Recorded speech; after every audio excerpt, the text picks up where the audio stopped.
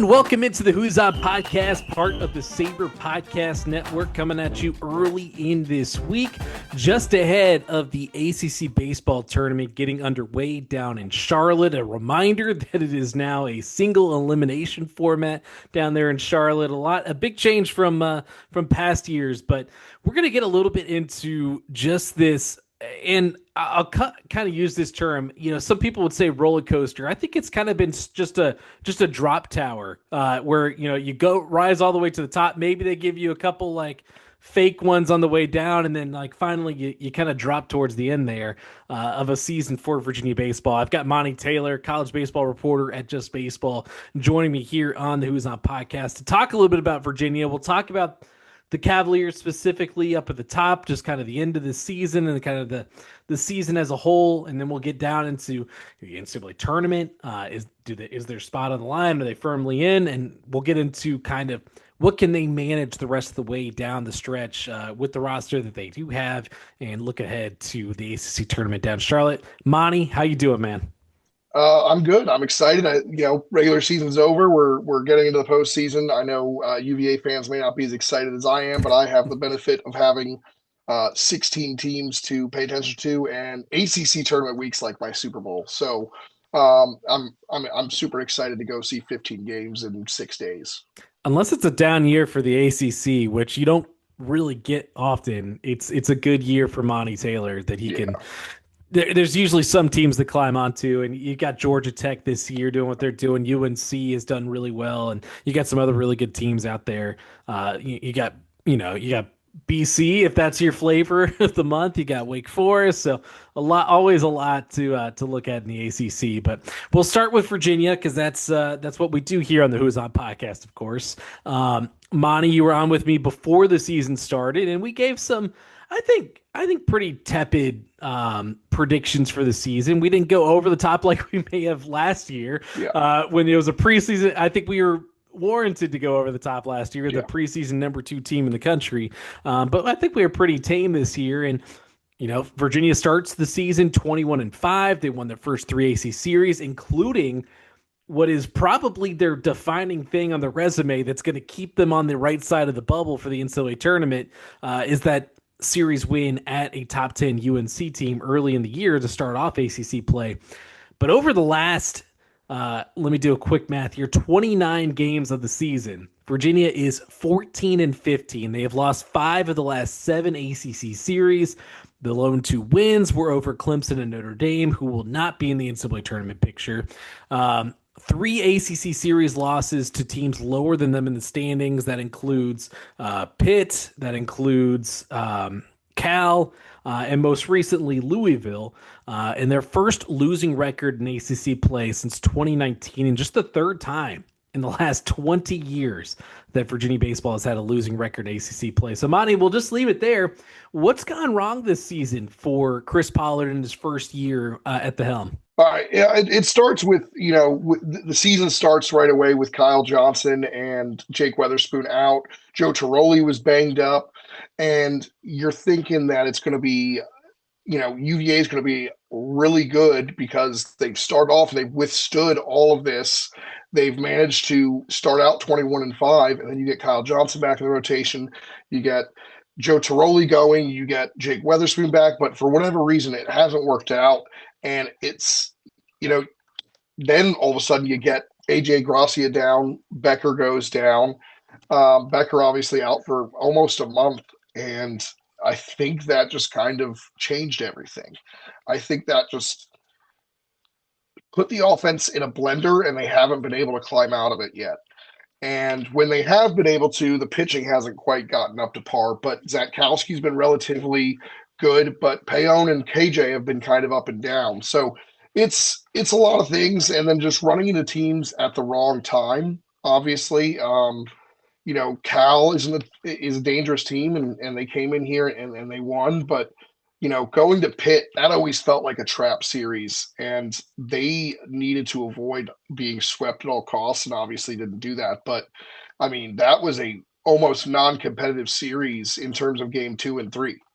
Game 1 was obviously one that they probably should have had, and they lose that game late. And then from there it was all Pitt. So, just you talk about the drop tower versus the roller coaster. And I thought we might get a roller coaster where we've seen UVA come out of the exam break, right? And come out of it hot. 2023 is both 2023 and 2024, I believe, they come out of the exam break hot and just kind of finish the season strong. I thought that was possible, and then just couldn't get it going.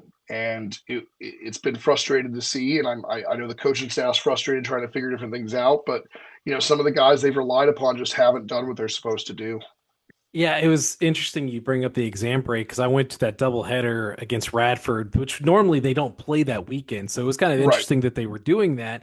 And I thought, okay, obviously Radford is what they are, but Radford has some decent pitching, so maybe it was good to see, just get some runs across the plate and get some more juices flowing after that Pitt series.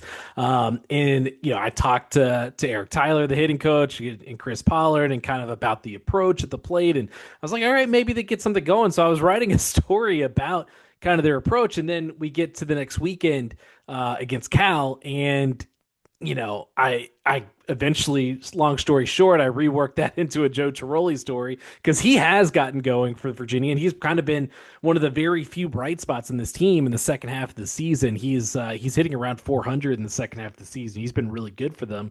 But yeah, like you said, things hadn't clicked.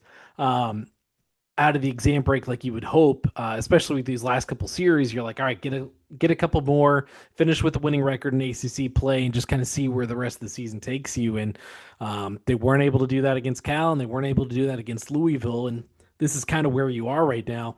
The two results that stand out in the second half of the season are Boston College. You lose that game to 17-0 in 7 innings, run ruled there. And Boston College is a good team. So you're like, okay, we can kind of move past that one.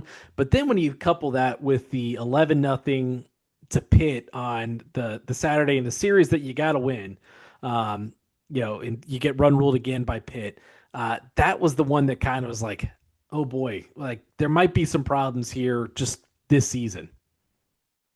Yeah, and I thought there. It's funny you mentioned those two results. I can think of two results the last 2 weeks, which I've seen teams be able to build momentum off of, and they haven't been able to do that. The 2-1 win over Cal, where Gavin Eddy for Cal has ACC Pitcher of the Week performance, throws 14 strikeouts, but UVA battles and scratches across 2 runs late in that game to win. And you're thinking that might be just what they needed. They scratched across a scrappy one, but then they hand the momentum right back the next day with, giving up a late game loss. And then they get Louisville right when the offense needs it the most. I mean, Louisville's pitching staff is in shambles. They were also down Wyatt Danilowicz, one of their few reliable guys. So you're thinking it's the perfect time for a UVA offense to face that pitching staff. And they go up 8-3 in that first game, and you're thinking, there we go. And then the next 2 days, I mean, Louisville's pulling guys out that haven't appeared in more than like 4 or 5 games, and they're shutting down the offense. Anthony Karbowski is somebody I'd never heard of until the other day, and he shut UVA down for 2 innings. It's just, I don't know what's going on with the offense, but it seems like I wonder if it's a situation where they're just trying so hard that they're just stuck. Yeah, it does. It does kind of feel that way. And I pulled out these stats just because it's been a big topic on our message board, kind of the approach at the plate. And so Virginia is 14th in the ACC for batting average, but you pointed out too before we started that they're actually last in conference play in batting average. Some pretty woeful numbers there. They're second in strikeouts in the ACC and third in home runs. So they are hitting the ball out of the park. They're also swinging a lot. And like you mentioned, I went back and looked at some Duke teams from years past, and it is kind of similar, but the batting average has always been better. But they have traditionally been up there in strikeouts, and they've been up there in home runs, but maybe they get some more walks in there. And it just seems like it's going swinging for the fences, or they're going to walk back to the dugout with their bat. Yeah, the past Duke teams, a lot more on base percentage, a lot better batting average, and the defense was better. That's something that you've got kind of circled in our notes here, but defense was stronger. I mean, you had Wallace Clark there last year who was a defensive wizard for 2 years, despite, I think his junior year didn't have a ton of offense, but then you had some really strong defenders around him with Ben Miller, and some different guys at first and second. But Virginia's had some struggles. I mean, Noah Murray and Eric Becker are two guys on the left side of the infield that I think have looked outstanding defensively at times, and then they make some pretty rough errors.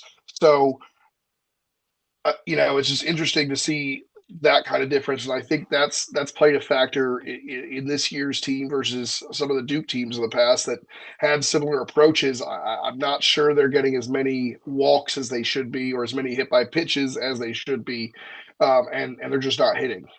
Yeah, they're third in the ACC in errors, and that is obviously a big departure to what Virginia fans are used to, because traditionally Brian O'Connor teams have been very disciplined in the field outside of last year's team. So maybe it's a little familiar when looking back to last year. But yeah, take a look at that left side of the infield, and I thought the switch to getting RJ Holmes at third base right before Eric Becker went down was a really good one for them. He struggled at times lately too in the field. Joe Tiroli had a couple plays in that Louisville series that he couldn't turn, and then they have some plays at first base where it's Sam Harris or Antonio Parada, whoever it isn't catching the ball. And I believe Gracia dropped a ball in the outfield this last week too. So it's kind of it's infected everywhere. It's not just one person. In the Louisville series too, they were very bold on the base paths, trying to steal bases. That's kind of their style at times, but they just were kind of like, we don't think Jake Weatherspoon's going to throw us out. So yeah, it seems like it's a team that's kind of lacking confidence right now, both at the plate, in the field. And I know a lot of people will kind of point to the pitching. The pitching actually statistically has been pretty average, which I think is, that was the big concern heading into the season, is do they have enough pitching? And I think the pitching, especially the starters, we talked about Kyle Johnson and John Peon, have been kind of up and down, hit or miss. Henry Zakowski's been pretty good no matter the situation and no matter what role he's pitching in, obviously. I think the pitching has been, at least serviceable if they had the offense that they thought they were going to have before the season.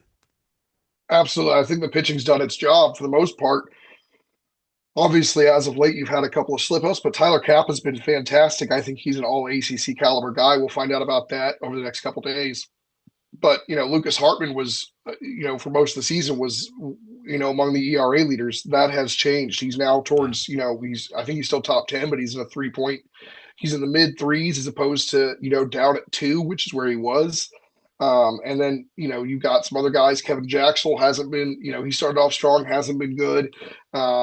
Noah Yoder's taken a little bit of a step back. We haven't seen Stroman much. And it's just, certain things. I think there's certain times where guys are, getting exposed a little late, and that's cost them a little bit. I think of the other day, I was surprised against Louisville when they had cut the lead to 2 runs after not having anything. They come out with Jackson. I thought it was an interesting move because I would have gone to Kappa there, with all the momentum on your side. And, Jackson should be able to get the job done. He's had a good, he's had his moments, but I would have gone to Kappa there, and Jackson gives up the leadoff bomb. And I think they give up another run in that inning. And it's just kind of, all the momentum that you just gained from scoring 5 runs just went right out the window. If there's one thing to say for the pitching, you're kind of hitting on it there, is that it's just shrunk. Like, there's so few guys that it seems like Chris Pollard or Brady Kirkpatrick really trust right now in these situations. Obviously, you have the starters.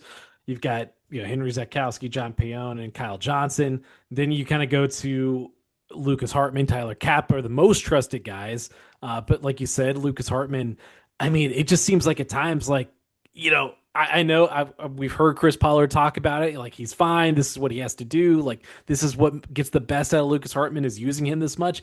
But there are times where it's like, gosh, it seems like this guy is just kind of like on his last string of, like, he's been used so much as a reliever. I mean, he's second on the team in innings pitched as a reliever, even though he's coming out there in shorter stints. He's coming out for a lot of short stints, and usually once or twice over a weekend. And then from there, it's, Kevin Jacksel sometimes, it's Max Stammel, who's kind of been reduced to more of a reliever role or some midweek starts here and there. Christian Lucarelli, a freshman, has gotten some time out there. Um, it's not a lot of guys that you can kind of trust right now, or it seems that they trust right now to pitch out these games, and that's kind of the biggest knock on them. If they got more runs, then maybe they could actually trust, kind of go further in the bullpen. Yeah, absolutely. And Thomas Stewart's been getting some time, Yeah, that's another one. who didn't get a lot of time early in the season. But I guess he's earned it. I would have liked to have seen more Matt Augustin. I don't know if there's something else going on behind the scenes there, but I thought they had more guys available than it seems like they've had to trust. And like you said, with the offense, if they played up to the caliber, I think the pitching staff's fine. I think we're kind of nitpicking the pitching staff, but it's just brutal because they have gotten these leads, they have blown them a little bit. We talked about the Pitt game in game one. We talked about Cal, in game three. Now, credit to them in game two. John Payon was able to match Gavin Eddy pitch for pitch, and that's why they were able to come back and win that game. But it's just rough right now in terms of what's going on, and I think a lot of it does have to do with the mental side as well, because you're just in such a slump that it's affecting all assets of the game. Yeah, look, we saw it last year. Like that was case in point of kind of the mental side of the game affecting an entire team and just kind of their performance over the course of a season. It's odd though, looking back, you kind of remember they made a late push last season and ended up finishing with I think they were 16-11 in ACC play. So they actually Yeah. finished with a plus 500 record.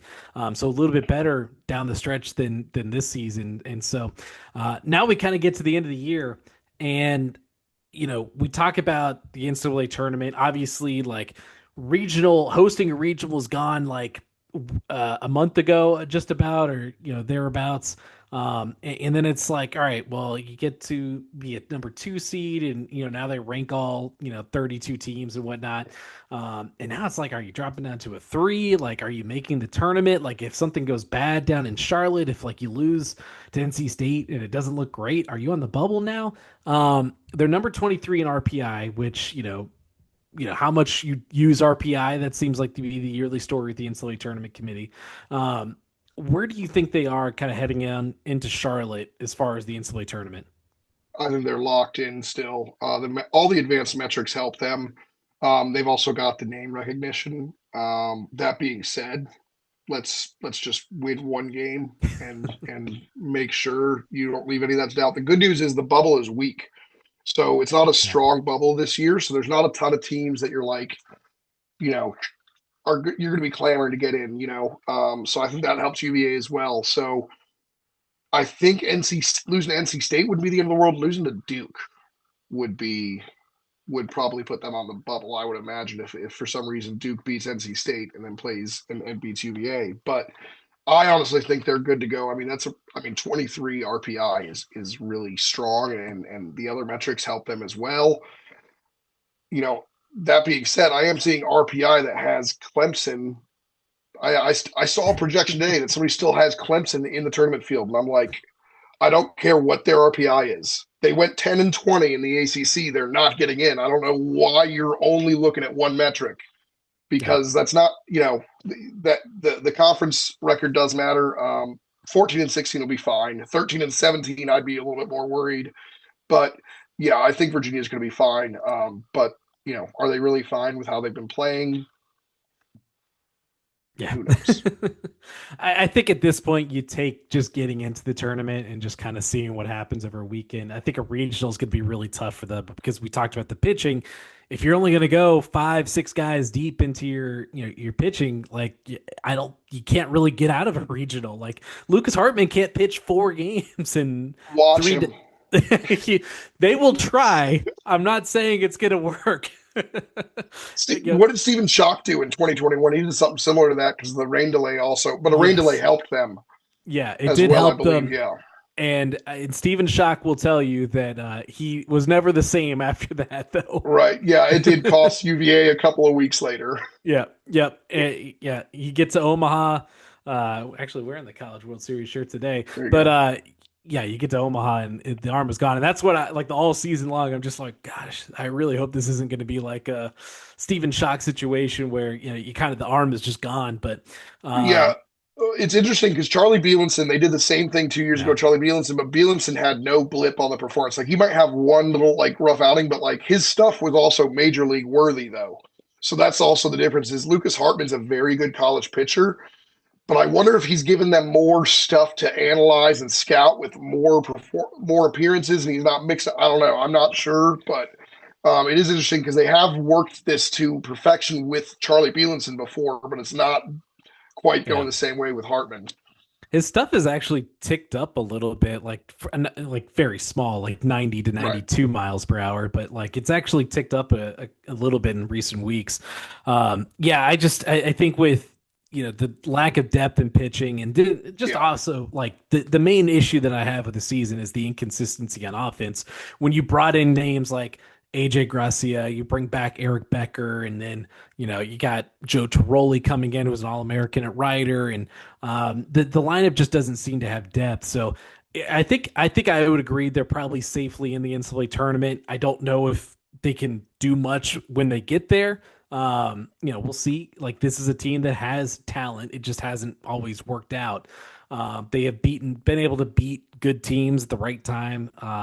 But yeah, I would doubt their ability to get out of a regional. And that brings me to what I want to kind of hammer in on here right now is what adjustments can they make as they get ready for the ACC tournament coming up this week? But also, looking forward to the NCAA tournament too. The lineup, it doesn't feel like they've really found a lineup this season. They've tried a couple different guys in different positions, and actually Sunday against Louisville, that was probably the lineup that I've been kind of hoping and waiting to see. Is Pollard going to go that direction? You got Antonio Parada in the lineup with Sam Harris. You got RJ Holmes was playing third base. And so that was probably, I was like, I like the guys in this lineup. You could kind of differ with the order a little bit, but what do you think they need to do going into the postseason? Well, I certainly love Parada and Sam in the line at the same time. With what Noah Murray's given us lately offensively, you have to go RJ Holmes because he's just giving you a little bit more offensive upside. But we've seen AJ Grassi in the leadoff role. We haven't seen him a ton in the leadoff role while Becker's been healthy. And I go back to last year with Duke and AJ. What this is ridiculous to say. This is something that I heard a lot with Nick Kurtz. People would say he's almost too patient, Mhm. which is not a thing. That is a good thing if you're going to be a major leaguer superstar. But the lineup isn't quite deep enough to hand it off to the next guy. So there's times where I'd like to see AJ be a little bit more aggressive. But that being said, I like him in the leadoff spot with all of his walks, maybe having Becker protecting him and then Tiroli batting third. The problem is Sam Harris has become a little bit of a black hole lately. Harrison Didawick, where you mix them in, it's tough. You got to try to do something different. And, I don't know if you maybe what happens if we just leave KJ in the lineup every time now? Yeah. We've never done that, and I've seen plenty of guys that are two-way stars stay in the lineup regardless. Why is KJ different? Yeah. No, it's definitely true. And he was the one guy that was out of the lineup that I could see kind of adding him back in there. Obviously, he was pitching on Sundays, so that's why they took him out. He did DH later in the game. Yep. To get to that Sam Harris point, and this is kind of a little off the wall, but I would actually be good moving him down. I know he's one of your top RBI guys this year, but like you said, he's struck out a lot lately. What if you move him down in the lineup? Because so many times this season we've gotten to a situation where UVA has loaded the bases up and we get to the very end of the lineup and it's either Noah Murray or whoever it may be and they can't get anything across. I'd rather have Sam Harris hacking away out there than most other guys in the lineup just in that situation. And it's like it's kind of down towards the end of the lineup, so you got to maybe play around with it a little bit. I think Parada had some really good ABs this season and filled in valiantly in the leadoff role for those couple games there. So maybe Yeah. you move him up a little bit in the lineup. And I don't know about that four spot or who you put there, but I think just moving some guys around the lineup at this point, you just got to kind of see what works because they haven't found that one thing that really works for them yet this year, and you're kind of playing around the depth a little bit of this lineup. Yeah, absolutely. there's not too much you can do because then it's also over tinkering, but they got to do something, figure it out. And hopefully they get a couple of games in Charlotte to try and work on some of those things to see if they can figure that out. Because that being said, I've seen teams limp into the end of the regular season and then lose one game in Charlotte and go home. Last year, both Louisville and Miami both kind of limped in, and then they were able to turn it on for regionals, which I didn't see coming because they hadn't played great super lately. I mean, Miami had gotten swept at Virginia and then lost a series at home to Notre Dame and then lost to 6 a.m. Cal. And we're like, okay, Miami's going 0-2 in their regional. They win the regional, go to Louisville for a super. So it's possible to turn it on all of a sudden. It's just you got to figure out how to do that now. Obviously, very different circumstances with what Miami's had going on there, but they got to try to do something here to figure some things out. Let's look at the ACC tournament a little bit for Virginia right now. They're going to play at 9 a.m. bright and early. I hear you got a sleeping bag ready for for Charlotte because you got a late one Tuesday, and then you wake up and you got 9 a.m. Virginia. They'll take the winner of NC State and Duke, the 9 and 16 seed. Virginia's the 8 seed. How do you handle this pitching wise going into this series? Because obviously, I think you don't want to burn Zakowski right away. The tournament's so interesting, just kind of how you view it, because you're dealing with a little bit shorter rest sometimes because of how the schedule plays out. But you're also like, do you want to take like this is our one chance, this is our one guaranteed chance to get a win and go all out, or do you like try to play it a little bit and be like, let's save the guy for the next day? How would you play this? Well, I said earlier, let's just win one and get in. I think that's what Virginia needs to focus on doing, not making a run, just one game at a time. Go Zatkowski on short rest, maybe 1 day short rest, because well, I guess it'd be almost like 2 days short rest because it's a 9 a.m. start. But um, but I mean, you can't go with any of the other two starters. So what do? Bullpen game, and then we've already established they've got too short of bullpen. So I think you have to go Zatkowski and try and win this game. It's curious to see what NC State's going to do because NC State's on the bubble right now, and they need to get some wins. And I think if they get one win, they should be okay. But they're going to want to make sure they get more than that because they have been burned before. Yeah. And it'll be interesting to see who they pitch because Anderson Nance, their best pitcher, pitched on Sunday, so he's not going to be available either Tuesday or Wednesday, at least for who knows. Avent's throwing guys out there on other things, but I imagine they would probably stick with Consiglio on Tuesday, and then Virginia gets a pretty favorable matchup. It'll be Heath Andrews or Cooper Consiglio, and they got to feel pretty good about either one of those guys offensively. But I've said that, and all I can think about is Anthony Karbowski for Louisville shutting them down.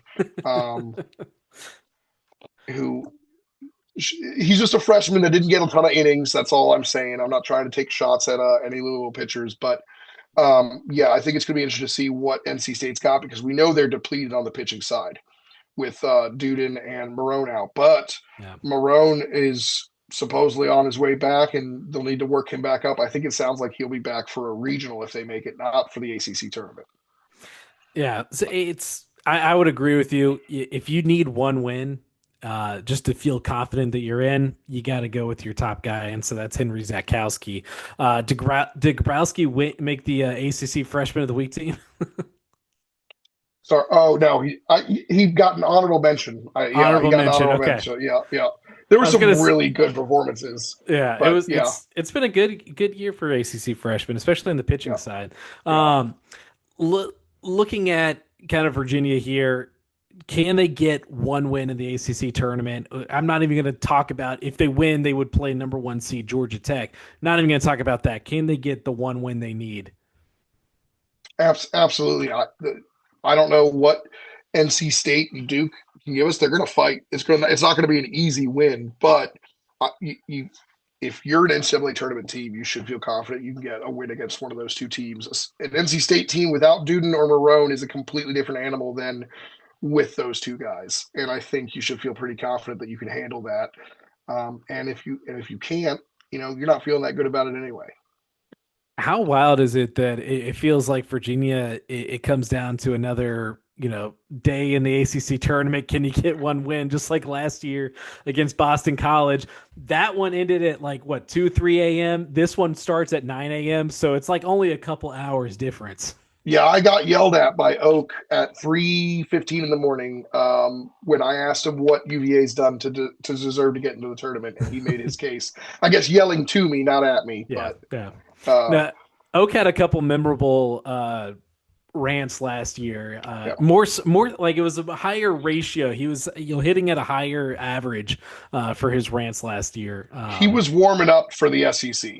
Yeah, you got to bring it in the SEC. Like if you're not ranting in the SEC, you're not winning. They got 15,000 fans every game. You gotta be ready for it.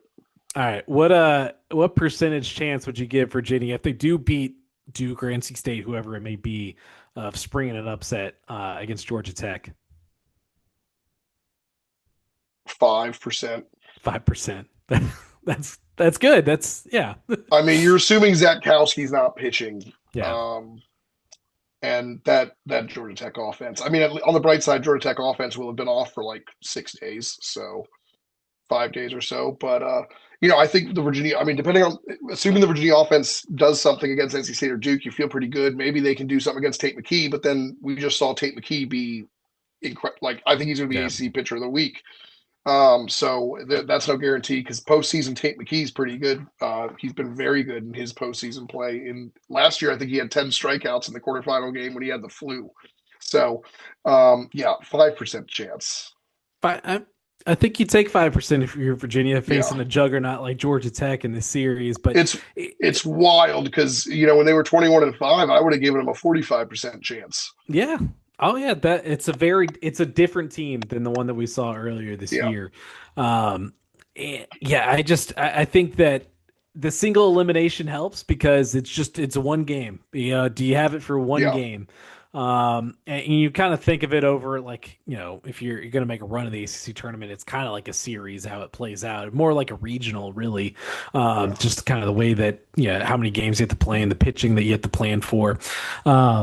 It's probably high. It's probably higher than 5%. I'm probably being a little low, but probably is. But yeah, I would stick with 5%. Who do you like winning down in Charlotte? Well, Georgia Tech has a nice little easy path there to the championship, and it could be a rematch of them and UNC. And it's hard to go against UNC in with that pitching staff. But can UNC beat Georgia Tech for a third time? I'm going to say yes, just because UNC seems inevitable sometimes in these. But I would love for that to be the matchup, Georgia Tech, UNC, just to see them play one more time. When I was there for all 3 games in Chapel Hill, and the way UNC executed that game plan was fantastic. I'd like to see if they could do it again. You also got to think of the crowd because obviously it's going to be a very pro UNC crowd if that is the matchup. Yeah. And that place it's fun when it's like a big matchup. I remember what year was that? Tommy White was hitting for NC State, and he hit like how many home runs in that first game for NC State. Golly, that was a fun atmosphere. Like NC State fans showed up. They always do, but when you get a North Carolina team in that kind of situation, like it's usually a pretty good crowd out in Charlotte. One of my favorite games of the last couple of years is that UNC Wake Forest Charlotte game where Chase Burns started, but like Vance Honeycutt and Nick Kurtz went like head to head, went into extra innings. Poor Connor O'Neill had to cover that game and then be right back the next day for right at the early crack of dawn because he was covering both Wake Forest and Duke. But yeah, that was a lot of fun. Charlotte's a great city. I love both cities. Because they both bring such great things, but I think it's going to be a really fun weekend. I'm hoping Virginia can at least pull one out and maybe give Georgia Tech a run for their money.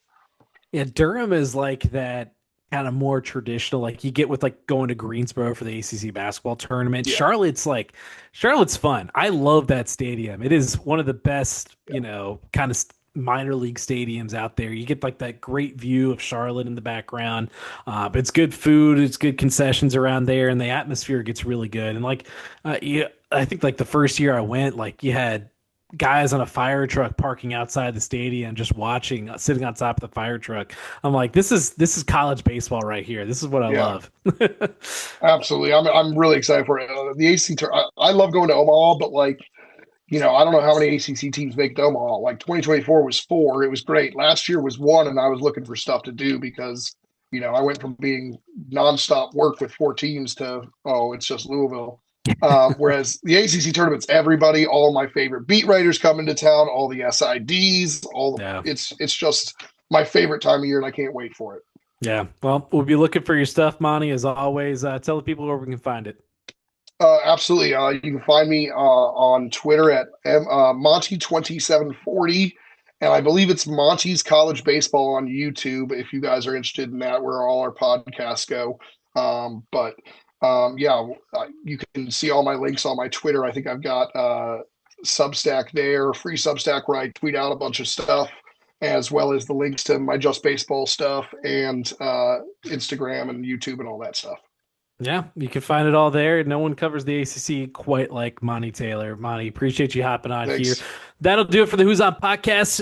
Hit the bell icon, subscribe on our YouTube channel on Who's On podcast. Follow, subscribe, and leave some 5-star reviews on Apple and Spotify. I will say this is a 2-pod week. I know I said I was going down to 1, but I reserve the right to change my mind because it's my show and I can do it as I will. We will have David Teal coming on the podcast later this week after some pretty interesting stuff from ACC spring meetings last week for football and men's basketball. He caught up with Ryan Odom down there and Tony Elliott. So we'll have him on later in the week, and we'll also be we'll be watching what's going on down in Charlotte with Monty too, seeing what Virginia can do. And then Memorial Day is almost here, Monty, and we'll be finding out what the field of whatever you want to call it for now, the field will look like on Memorial Day. We'll see where Virginia ends up in the NCAA tournament, but that'll do it. We'll see you later in the week.